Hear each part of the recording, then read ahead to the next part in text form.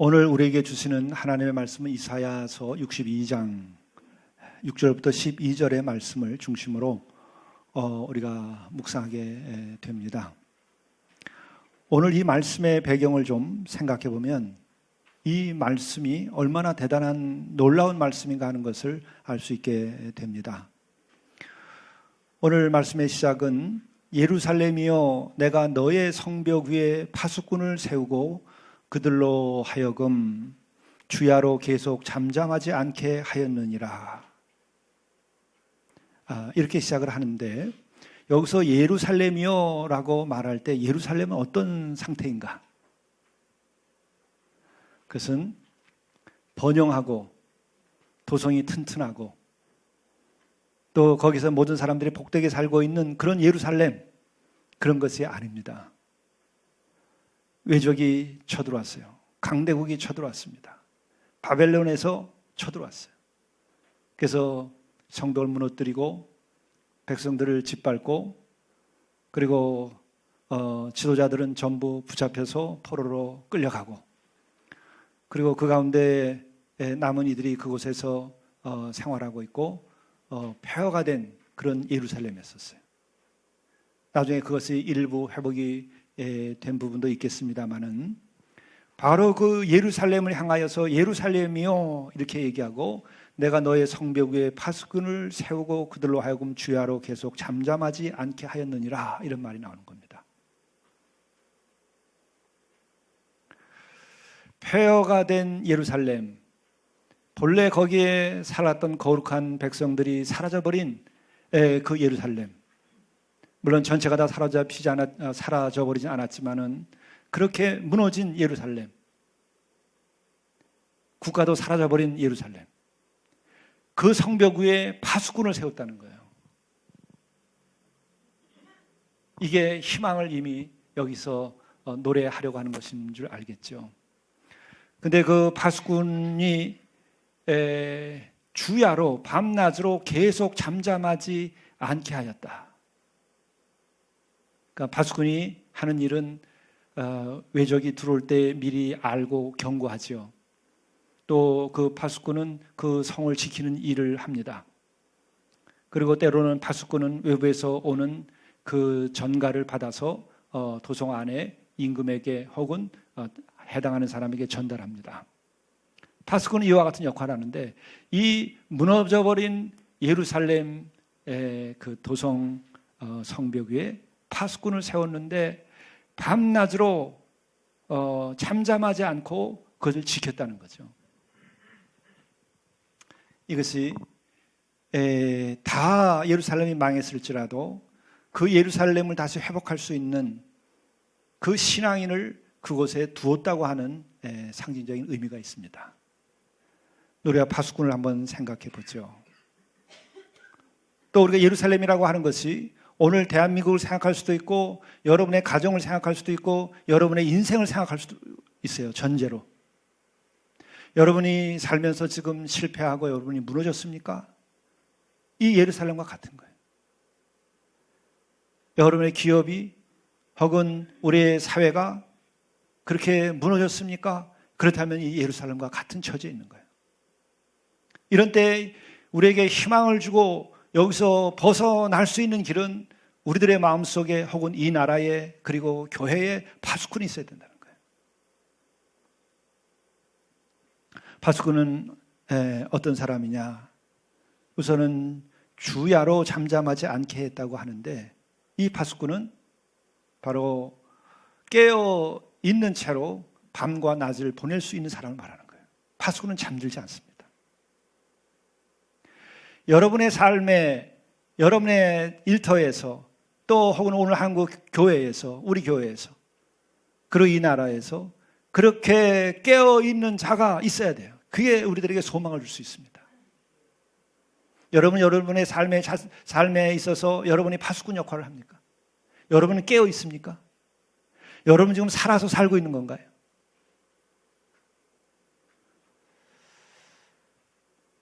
우리 사회는 그리고 우리 교회는 지금 깨어 있는 상태에 있는 것인가요? 파수꾼이 있나요? 여러분 자신이 파수꾼인가요?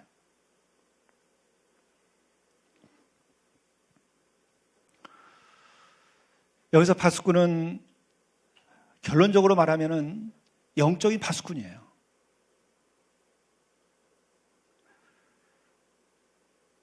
총칼로 지키는 것이 아니고 그의 깨어있는 영혼으로 지키는 거예요. 이게 제일 중요한 겁니다. 이 나라가 총칼로만 지켜줄 수 있는 것이 아니에요. 한 성이 총칼로만 지켜지는 게 아니에요. 예루살렘이 총칼로만 지켜지는 게 아닙니다. 재물로, 경제력으로, 군사력으로 이것으로 다 지켜지는 것이 아니에요. 이스라엘의 이 파괴는 어떻게 해서 왔죠? 예루살렘의 파괴는 어떻게 해서 왔죠? 그 근본은 영적으로 잠들었고 영적으로 부패했기 때문에 온 거예요. 오늘 우리는 그것을 간과하기 때문에 이렇게 고통스러운 나날을 우리가 보내고 있는 거예요. 우리가 얼마나 많이 부유해졌나요? 얼마나 많이 편리해졌나요? 그러나 얼마나 많이 우리는 고통 가운데 있나요? 여러분은 행복하고 편한가요? 얼마나 행복하지 못하면 모두가 다 행복이라고 하는 주제로 매일 글을 쓰고 매일 글을 읽고 매일 그것으로 책을 지어서 팔고 그것이 베스트셀러가 돼요. 얼마나 행복하지 않으면 이럴까요? 역설입니다. 진짜 행복하고 평화로우면 행복이라고 하는 책이 팔리지 않을 거예요. 이렇게 물질이 넘치는 데에 여러분 성공을 위한 책이 얼마나 지금 잘 팔리고 있나요? 우리는 진정으로 성공하지 않고 경쟁 속에서 너무나 고단한 인생을 살기 때문에 우리는 성공을 얘기하는 거예요. 적어도 우리가 파수꾼, 나 자신의 영혼의 파수꾼이 되려면 이런 것을 우리가 읽을 수 있어야 돼요.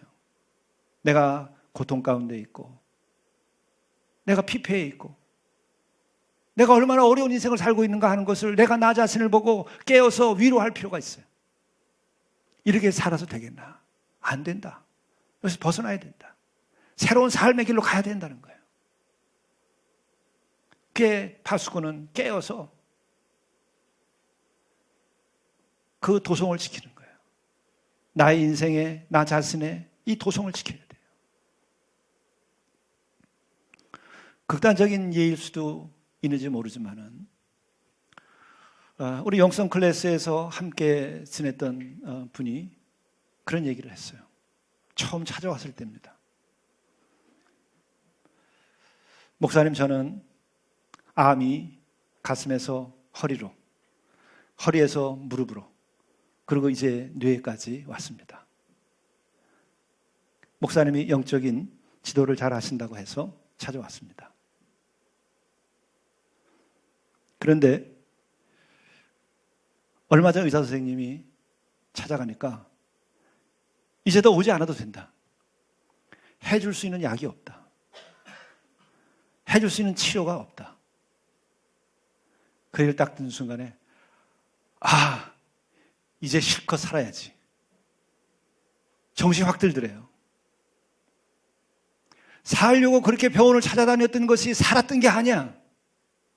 여러분, 그 약 먹고 그리고 치료받고 그렇게 병원에 매달리고 지냈던 것이 내가 살아있는 인생이 아니었었어요. 이제 내가 살아야 되겠다. 이제 실컷 살 수 있겠구나. 이제 먹고 싶은 거 마음대로 먹을 수 있겠다. 보고 싶은 거 내가 실컷 봐야 되겠다. 먹으려는 거 먹고 먹지 말라는 거 먹지 말고 이게 좋을까 저게 좋을까 근심과 걱정이 더 많아요. 더 이상 병원에서 해줄 것이 없다고 하니까 자유를 얻었어요. 목사님, 이제 실컷 살 수 있게 됐습니다. 내 마음대로 먹을 수 있게 됐습니다.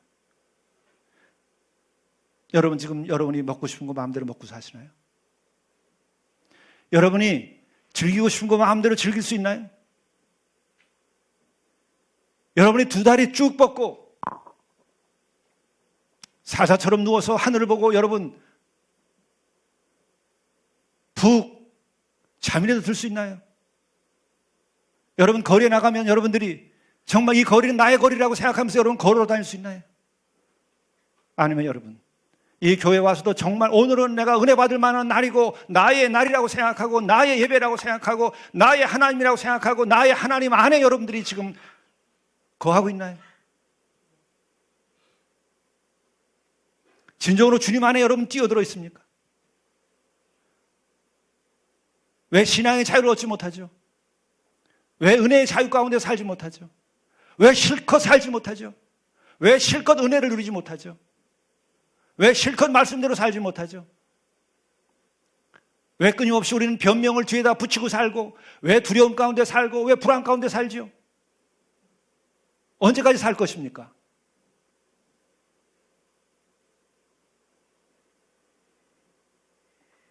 제가 그분에 그랬어요.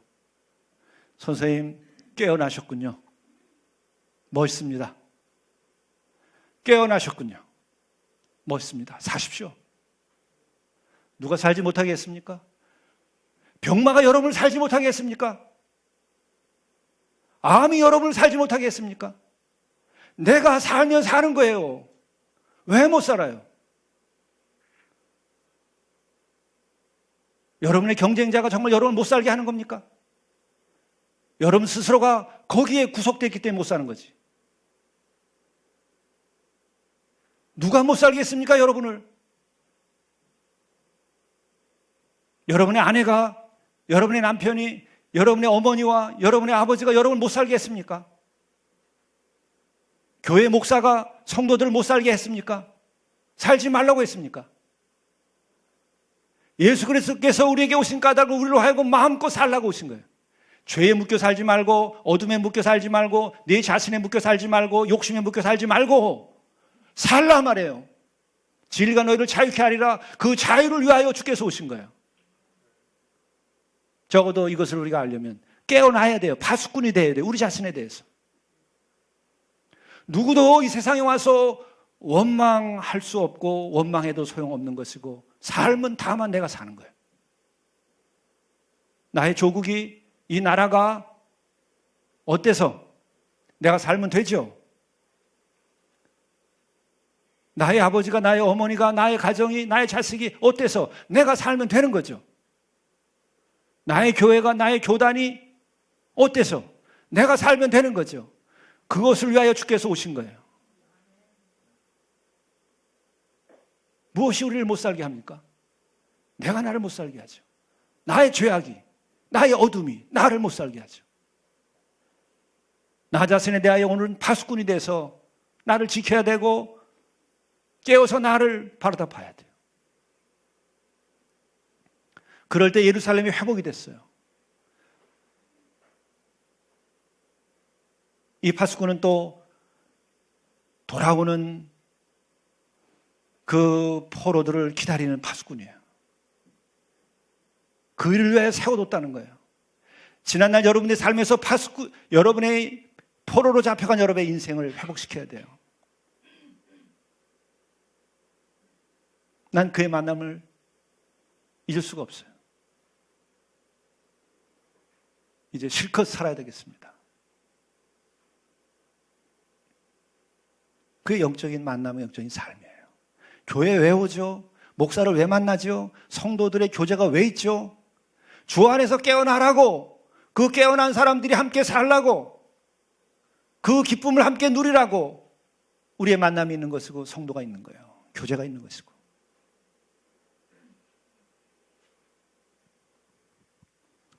주야로 계속 잠잠하지 않게 하라 할 때, 여기서 잠잠하지 않게 하라는 것은 뭐냐면은 주를 향해 기도하라는 거예요. 주를 향해 내가 살게 해달라고 얘기하라는 거예요. 어제 마지막에 결론 부분은 그예요. 당신이 나에게 주신 약속이 있지 않습니까? 거룩한 백성으로 삼아주시겠다고 약속하셨고, 젖과 꿀이 흐르는 땅에서 영원토록 살 수 있도록 해주시겠다고 그랬고, 그 약속이 있지 않습니까? 그 약속을 기도로서 일깨우는 거예요. 이 파수꾼은 하나님을 일깨우라고 그러고 있어요. 여러분은 약속이 있습니까, 없습니까? 여러분에게 주신 하나님의 약속은 뭡니까? 저는 없어요. 잠들었으니까 없죠. 깨어나야 돼요. 누구는 그런 얘기 하더라고요. 이 땅에 인간으로 생명으로 태어난 것은 목적이 실현된 것이다. 얼마나 내가 이 땅에 오기를 갈망했는가. 얼마나 내가 한 생명으로 태어나기를 내가 원했는가. 그래서 내가 그 어떤 것보다도 귀한 생명으로 이 세상에 왔고 태어났으니 나는 목적을 성취했다. 그러니까 이렇게 얻은 나의 인생은 내가 살아야 되겠다는 거예요. 죄를 저지르지 말고 사는 게 사는 거예요. 죄에 묶이면 여러분 살지 못해요. 여러분이 아니라 죄가 여러분을 사는 거예요. 사탄이 여러분을 대신해서 사는 거예요. 여러분은 몸을 내주고 여러분 생명을 내준 거예요. 사탄에게 몸과 마음을 내주지 말고 여러분이 여러분의 생명의 주인으로 사셔야 돼요. 진리가 여러분의 주인이 돼서 여러분의 삶이 되도록 해야 돼요. 깨어나세요. 내일 떠난다 할지라도 오늘 하루 충분히 살면 1000년을 사는 것처럼 살 수 있어요. 그래서 아침에 돌을 얻으면 저녁에 죽어도 좋다고 말하는 거예요. 왜? 그 돌을 얻고 생명을 얻은 것은 영원한 생명을 얻는 것이기 때문에 그런 거예요. 생명은 시간 속에 제한을 받지 않습니다. 우리들의 육신은 시간의 제한을 받지만 생명 그 본질은 시간의 제한을 받지 않아요. 그런데 내가 그것을 획득하지 못하기 때문에 문제인 거예요.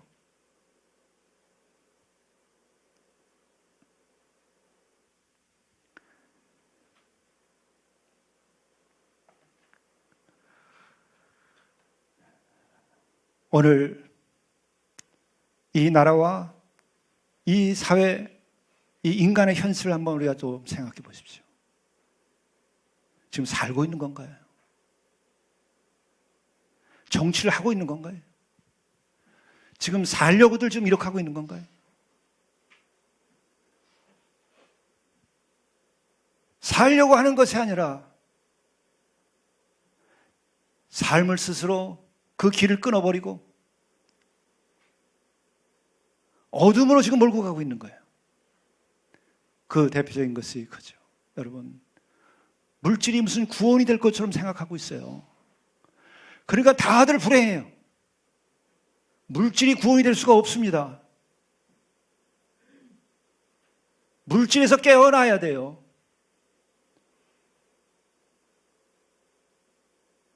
얼마나 이것이 우리들의 삶을 망가뜨리는지를 알아야 돼요. 얼마나 이것이 선으로 가장한 악인 줄 알아야 돼요. 물질이 여러분의 생명을 충만케 하지 못해요. 오직 진리만이 우리들의 생명을 충만케 하는 거예요. 물질은 우리들의 쾌락을 만족시켜 줄 수 있어요. 물질은 우리들의 죄악에 된 마음을 만족시켜 줄 수 있어요. 물질은 우리들의 어둠을 만족시켜 줄 수 있어요.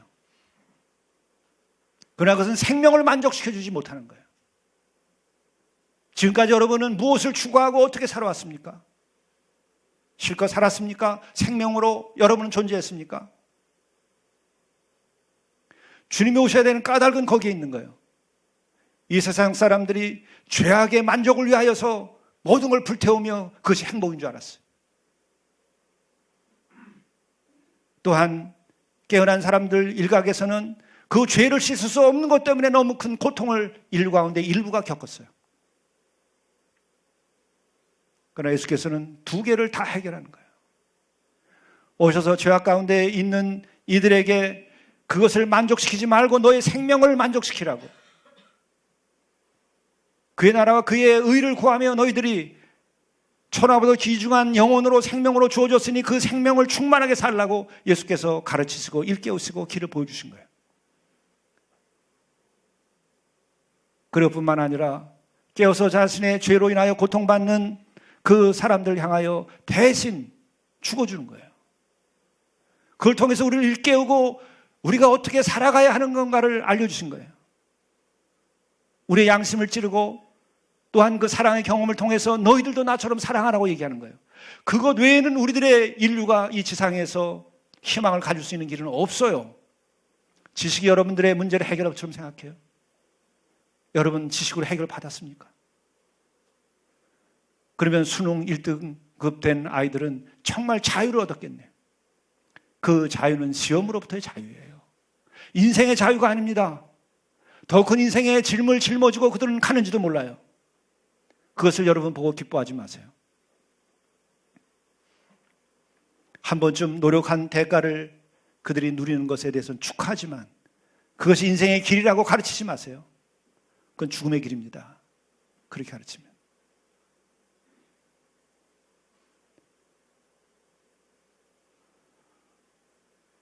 지금 이 나라와 인류가 지금 달려가고 있는 것이 어딘가요? 우리는 너무나 큰 허위 가운데 있어요. 이데올로기의 허위, 정치 구호의 허위, 집단적인 이기심으로부터 나온 그 허위, 거짓된 길로 나가고 있는 거예요. 어둠 가운데 있습니다. 그러기에 주님이 필요합니다. 우리 주님이 오셔야 돼요.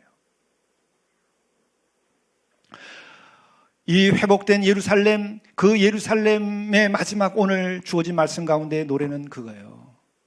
거룩한 백성이 된다고 하는 거예요. 너를 일컬어 거룩한 백성이라, 여호와께서 구속하신 자라. 그래야 너희들이 버림받지 아니한 성읍이라 이렇게 불림을 받을 거라는 거예요. 다시 한번 읽어보면 너를 일컬어 배부른 백성이라 이렇게 한다고 안 한다는 거예요. 거룩한 백성이라 이렇게 불림을 받는다는 거예요. 구원받은 자들은. 여러분의 인생에서 정말 실컷 주신 생명으로 여러분의 삶을 성취하고 그 생명을 생명으로 살다고 한다면은 여러분의 마지막은 나는 거룩하였다고 고백함으로 인생을 마칠 수 있어야 돼요. 나는 부자였고 나는 많은 지식을 가졌고 나는 세상에서 성공했다고 하는 이름으로는 하나님 앞에 설 수 없어요. 그걸 목적으로 하지 마세요. 인생을 헛사는 겁니다. 그것 때문에 여러분 인생을 망쳤다고 생각하지 마세요. 그것은 어둠 가운데 있는 거예요. 여러분이 정말 주신 생명으로 한 생명으로 태어나서 살기를 그렇게 원했다고 한다면 우리가 한 생명으로 살아서 마지막에 내 생명의 가장 아름다운 꽃을 피웠다고 한다면 나는 거룩한 삶을 이루었다고 하는 말 외에는 우리의 삶의 마지막 하나님 앞에 드릴 수 있고 한 생명으로서 진정한 아름다운 꽃을 피웠다고 말할 수 없는 거예요. 더 늦기 전에 여러분의 목표를 바꾸셔야 돼요. 나의 마지막은 거룩함이라고 하는 것을 알아야 돼요. 나는 그 길을 향하여 가야 돼요. 인류의 역사가, 그리고 이 나라가, 그리고 우리의 삶이, 그리고 교회가 진정으로 추구해야 될 것은 모두가 다 거룩한 백성이 되게 하는 거예요.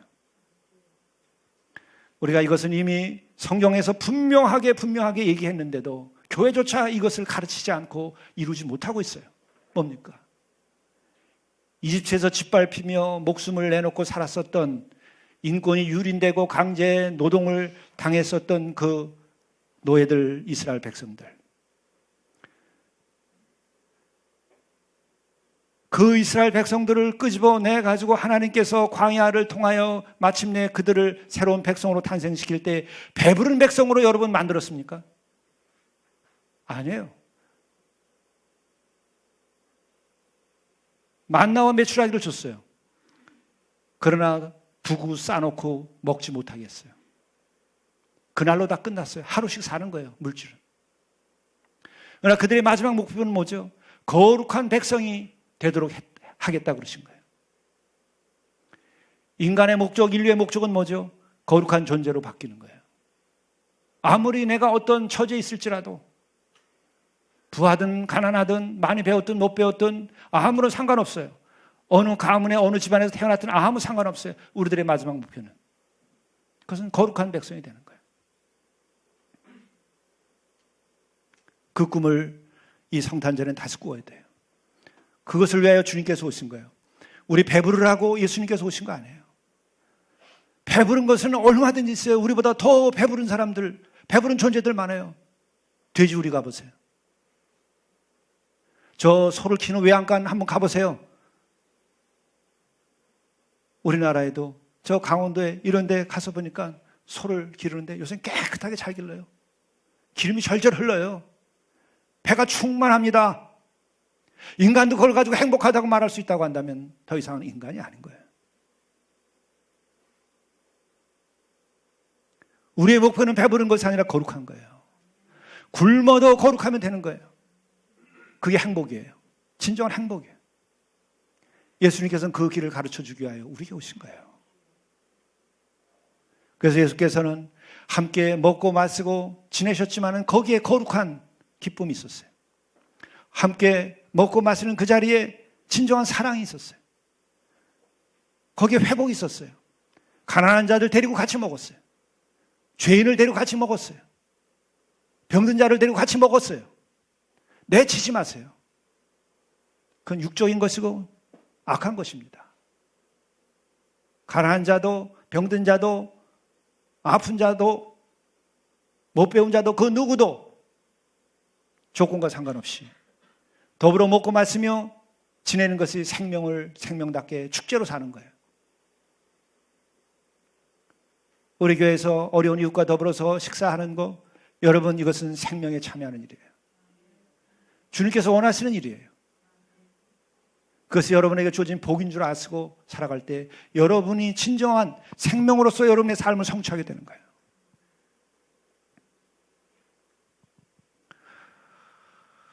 바로 그렇게 거룩한 백성이 되는 것은 동시에 구속하신 자라, 구원을 받은 자가 되는 거예요.